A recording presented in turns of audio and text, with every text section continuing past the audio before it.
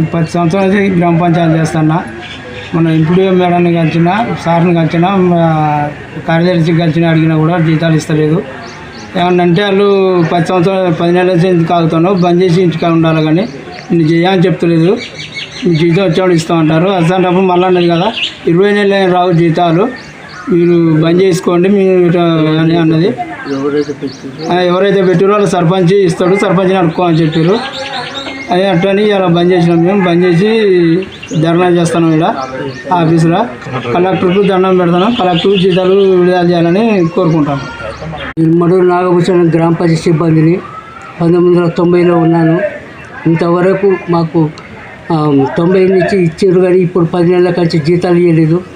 ఈ 10 నెలల జీతాల గురించి మేము ఇవాళ రోజుల నెలలు బంద్ పెట్టి ఆ ఆఫీసులో ధర్నా చేసుకుంటాను కూర్చున్నాం. కార్యదర్శిని అడిగిన సపోర్ట్ చేస్తలేదు, ఏ ఆఫీసర్ని అడిగిన సపోర్ట్ చేస్తలేదు. ఇవాళ కలెక్టర్ గారి దృష్టికి పోవాలని ఎంతో వేదన పడుతూ దిక్కించుకుంటూ ఎంతగానో ఇది చేసుకుంటూ కలెక్టర్ గారికి విజ్ఞాపన చేస్తున్నాం. మేము వెంటనే మా 10 నెలల జీతాలు స్పందించి వెంటనే పంపించగలరని మా ప్రార్థన.